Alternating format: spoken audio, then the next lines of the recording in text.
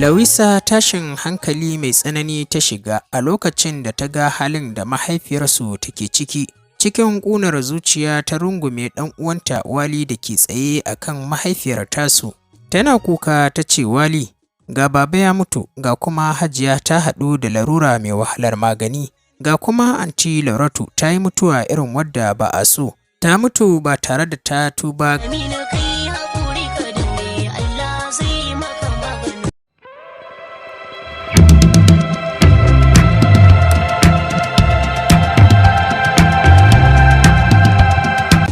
Jama'a assalamu alaikum, barkanmu da warhaka, barkanmu da sake saduwa da ku, tare da fatan kowa ya sha ruwa lafiya.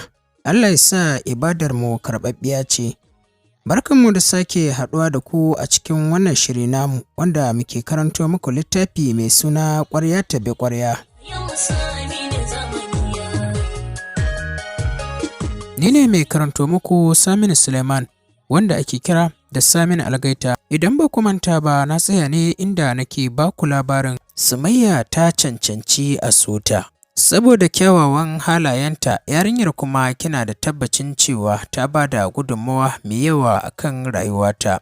Wannan dalilin ne sa nake santa, nake kuma nuna ina ƙaunarta. Kuma shine dalilin da yasa nake nuna mata kulawa. To daga nan ne muka tsaya. Yanzu kuma insha Allahu za mu ci gaba. Bismillahirrahmanirrahim. Da sunan Allah mai rahama mai jin ƙai muke fara dukkanin lamari. Allah muna roƙonka yanda muka fara lafiya, Allah ka sa mu gama lafiya. Ƙwarya tabi Ƙwarya kashi na 89. Irin gudunmuwar da Sumayya ta bani a rayuwata. Wannan dalilin ne sa nake nuna mata kulawa sosai da sosai, wanda har yasa kike tunanin kamar na fi ƙaunarta da ke. Lawisa, ke ma ina ƙaunarki, kuma ki sa a ranki, ni ɗan uwanki ne, ba zan kuma cutar da ke ba insha Allahu. Kuma na yi miki alƙawari, ba zan sake amfani da robar kariya ba, domin kuwa a yanzu na gane gaskiya. Kuma ki kwantar da hankalinki, da izinin Allah ke ma za ki haifa min 'ya'ya masu albarka. Murmushin farin ciki ta yi ta ce, na gode sosai, ina roƙon Allah Ubangiji Maɗaukakin Sarki ya dawwamar mana da zaman lafiya. Allah Ubangiji Maɗaukakin Sarki kuma ya ba mu zuri'a masu albarka.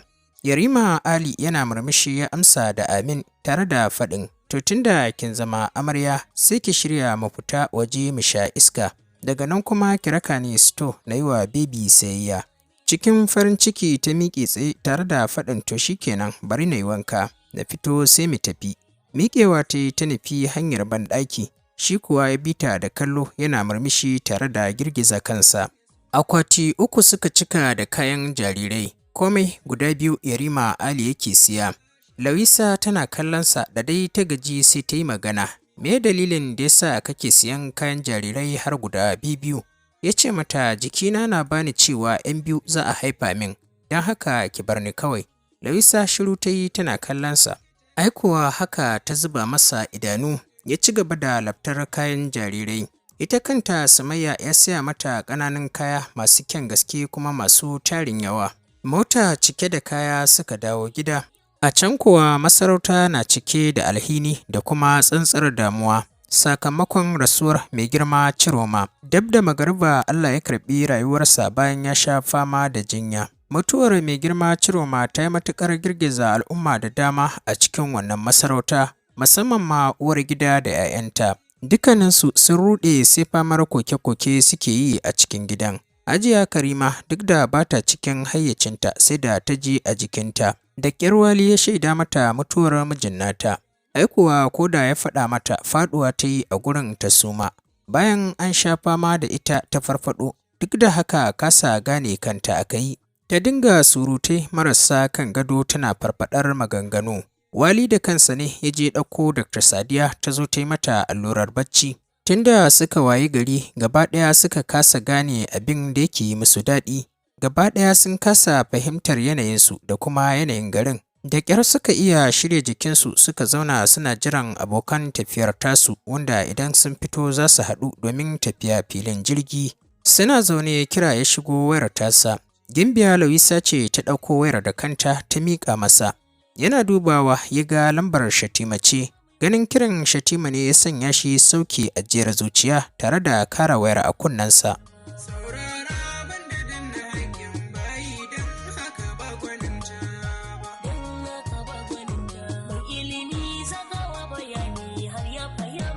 Da sallama a bakinsa ya ɗaga wayar ta Shatima suka gaisa cikin natsuwa.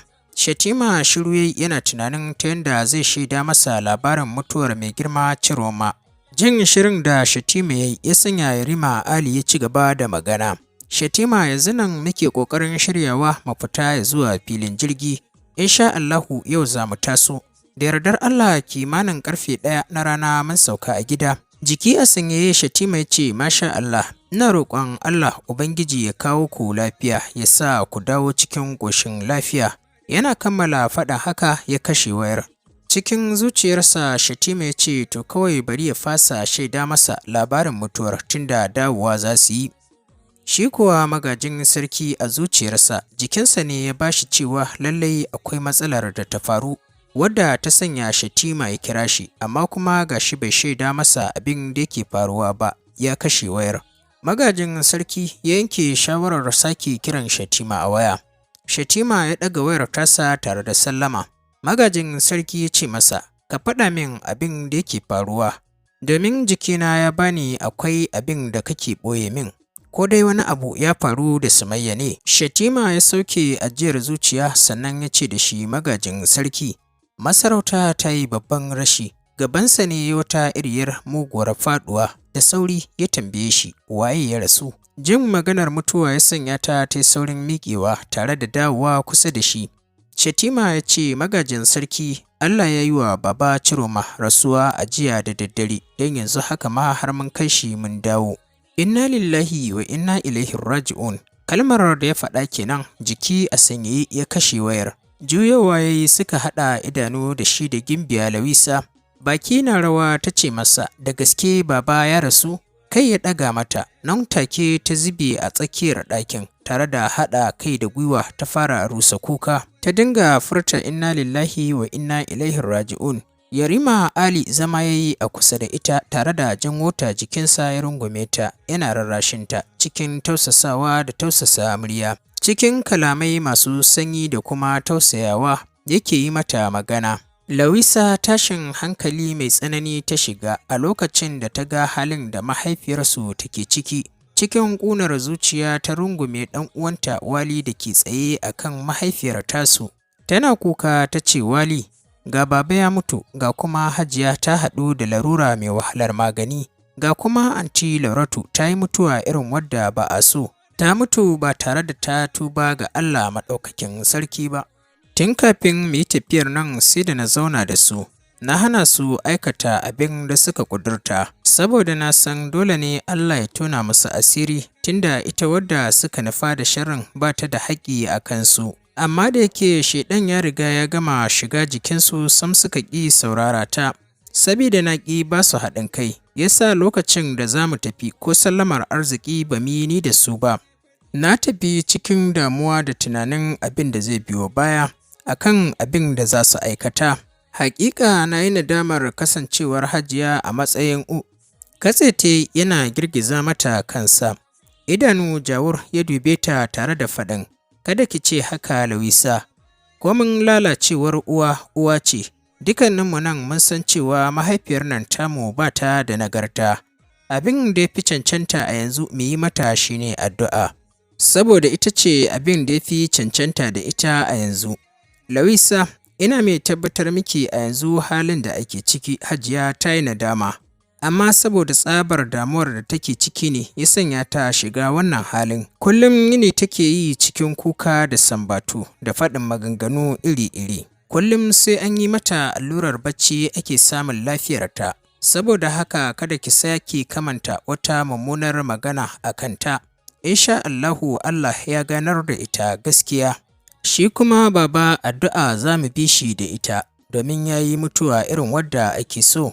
Alhamdulillahi ya mutu da kalmar shahada a bakinsa, wannan shi ne abin alfaharinmu. Allah shi ne ta dandaji ya bar mata burtalinki, ya bar mata burtalinki, ga kwace cikin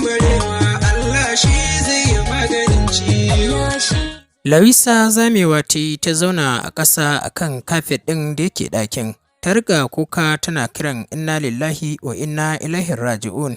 Khalisat ƙanwarta ta zo ta zauna tare da rungume ta, suka ci gaba da kuka suna zubar da hawaye tare. Hajiya Karima kukansu ne ya tashe ta daga bacci. Ta miƙe a firgice. Ganin Lawisa ya sanya ta sauko daga kan gadon, ta zauna a gabansu. Kawai sai ita ma ta fashe da kuka tana girgiza kanta. Maniru ya ce shi kenan kun tashe ta. Yanzu idan ba Allah ne ya taƙaita ba, yanzu nan za ta fara surutai marasa dalili, marasa tushe, marasa daɗin ji. Kallonsa ta yi tana girgiza kanta. Ta ce, Maniru kun mayar da ni mahaukaciya ko? Girgiza kansa yana kallonta. Ashar ta ɗura masa tana wata iriyar zabura. Ta ce, na yi maka ƙarya kenan. Ganin tana ƙoƙarin miƙewa tsaye ya sanya Wali ya ce da Maniru maza ya fita. Sai kawai ta juyo kan Wali ta dinga danna masa ashar tare da ɗuɗɗura masa zagi. Wali ya rirriƙe ta Lawisa ta taimaka masa suka zaunar da ita a kan gado. Sai kawai Hajiya Karima ta sake fashewa da kuka. Ta ce, Lawisa, babanku ya mutu. Lauratu ƙanwata wadda ta rage min. Wuta ta cinye ta, ni menene amfanin zamana a duniya? Wayyo Allah, na shiga uku na mutu na lalace. Da ƙarfin tsiya Hajiya Karima take wannan magana. Tana yi tana bige-bige wanda daga bisani ta ɗora hannuwanta aka game da ƙara ƙwalla ƙara. Wali hankalinsa ya tashi ya fita daga ɗakin da sauri. Lawisa da Khalisat suka ci gaba da rusa kuka suna rirriƙe ta tana fizgewa. Wali tare suka shigo ɗakin da magajin sarki. Magajin sarki ya ce ya ɗauko masa allurar da ake yi mata. Da sauri Wali ya ɗauko allurar tare da sirinji. Cikin hanzari magajin sarki ya haɗa allurar, ya umarci su Lawisa da Wali da su rirriƙe ta, ya yi mata allurar. Limshe idanunta ta yi tana kallonsa, magana ta yi a harɗe, ta ce magajin sarki, ka yafe mani zaluncin da muka yi wa matarka. Tausayi Hajiya Karima ta baiwa magajin sarki. Ya ce, Hajiya mun yafe miki insha Allahu. Ɗaga kanta kawai ta yi sai ta ɓingire a jikin Wali, daga nan bacci ya ɗauke ta.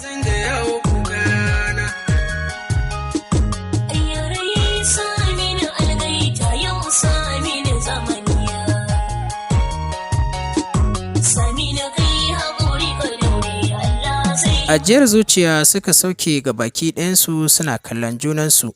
Magajin sarki ya kalli Wali a natse ya ce, insha Allahu, zan kira Dr. Nasir, likitan ƙwaƙwalwa ne kuma ƙwararre ne a fannin ƙwaƙwalwa. Shi ne zai tsaya a kan lafiyar Hajiya. Insha Allahu za ta dawo daidai. Ina so dukkaninku ku kwantar da hankalinku. Wali ya ce, mun gode ƙwarai da gaske magajin sarki. Ubangiji Allah ya saka maka da alkhairi. Ya amsa musu cike da tausayi da kuma kulawa. Ya kalli Lawisa wadda take faman aikin share hawaye. Ya ce mata, Lawisa ki daina kuka, addu'a za ki yi mata. Kai ta ɗaga masa murya a dasashe ta ce masa, insha Allahu zan ci gaba da yi mata addu'a. To bayan sadakar bakwai ta mai girma Ciroma, masarauta ta ɗan sami natsuwa, domin mai martaba sarki da sauran 'yan uwansa sun ci gaba da zaman fada. Shi ma magajin sarki ya koma bakin aikinsa, yayin da Hajiya Karima take ci gaba da samun sauƙi bisa kulawar Dr. Nasir wanda ya tsaya a kanta. Alhamdulillahi ana samun ci gaba sosai domin yanzu ta daina surutai da kuma zage-zagen da take yi. Sai dai kuma yawan koke-koken da take yi shine abin da yake damun 'ya'yan nata. Dakta ya ce su kwantar da hankalinsu, shi ma kukan da yardar Allah za ta daina tunda dai tana ci gaba da shan magani. Tunda suka dawo yake tare da Lawisa. Sati biyu kenan tsakaninsa da Sumayya sai dai ido. Ko sashen mahaifiyar tasa ya shiga sai dai gaisuwa ce ke haɗa su tsakaninsa da ita sai kuma fira ta yau da gobe. Babu wata mu'amalar aure da take shiga tsakaninsu saboda mama ta kafa ta tsare. Ba ta barinsa ya keɓe da matarsa. Ita kanta Sumayya abin yana damunta, kawai dai ta daure ne saboda babu yanda za ta yi.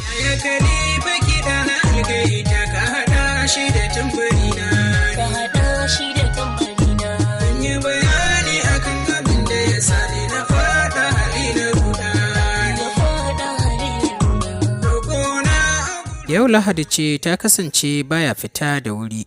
Ya shigo sashen kuma a wannan lokaci mama bata fito daga ɗakinta ba. Yarima Ali ya ji daɗin kasancewar hakan. Don haka yana shigowa kai tsaye ɗakin Sumayya ya dosa. Ido suka haɗa da ita ta miƙe zaune tana gyara rigar baccinta wadda ta tattare.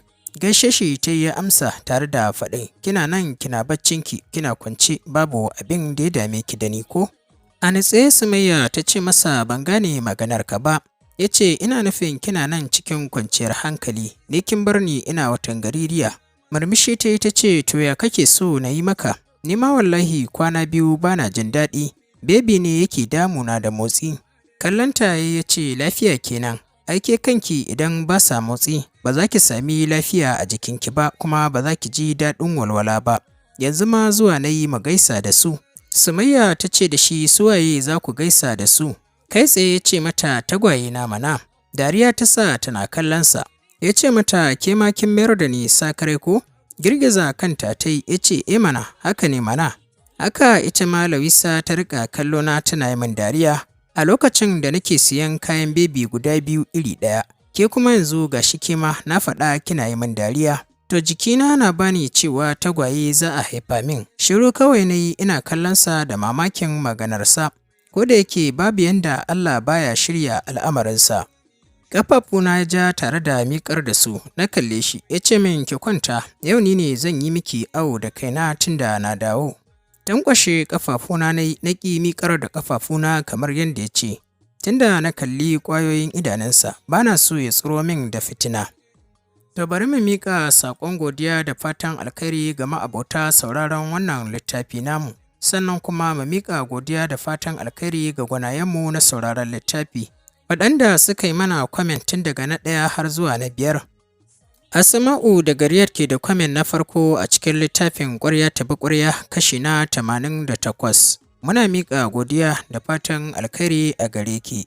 Aisha ke da kwamen na 2 a cikin littafin Ƙwarya tabi Ƙwarya kashi na 88. Muna miƙa godiya da fatan alkhairi a gare ki. Shamsiya Nasir Usman ke da kwamen na 3 a cikin littafin Ƙwarya tabi Ƙwarya kashi na 88. Muna miƙa godiya da fatan alkhairi a gare ki. Sabrin Muhammad ke da kwamen na 4 a cikin littafin Ƙwarya tabi Ƙwarya kashi na 88. Muna miƙa godiya da fatan alkhairi ga mai wannan suna. Abdulmajid Dambele ke da kwamen na 5 a cikin littafin Ƙwarya tabi Ƙwarya kashi na 85. Muna miƙa godiya da fatan alkhairi a gare ka. Muna sanar da ma'abota sauraron wannan shiri waɗanda suka saurari wannan littafi tun daga na farko har zuwa kusa da ƙarshen wannan labari. Mun kusa kammala wannan littafi, kuma muna sa rai idan mun kammala za mu saurari ra'ayoyinku da irin abin da kuka koya daga cikin wannan littafi tare da saƙon muryarku, wanda za ku tura mana ta lambar mu ta WhatsApp domin mu tattara saƙonnan naku mu wallafa shi akan wannan tasha tamu. Domin sauran masu saurare su ji darasin da aka koya daga wannan littafi da kuma irin ƙoƙari da kuma kuskuren da ita marubuciyar take da shi da kuma shawarwarin da za ku ba mu kanmu masu karantawa. Muna fatan za ku tura saƙonninku ne akan lambar waya kamar haka: 08079615121 ga wanda yake wajen Najeriya. Sai ya saka +234 domin samun aika mana saƙo. Ga wanda bai iya ɗaukar lambar ta hanyar murya ba, za mu wallafa lambar a jikin wannan faifan bidiyo namu. Ku ci gaba da kasancewa da Algaita Media.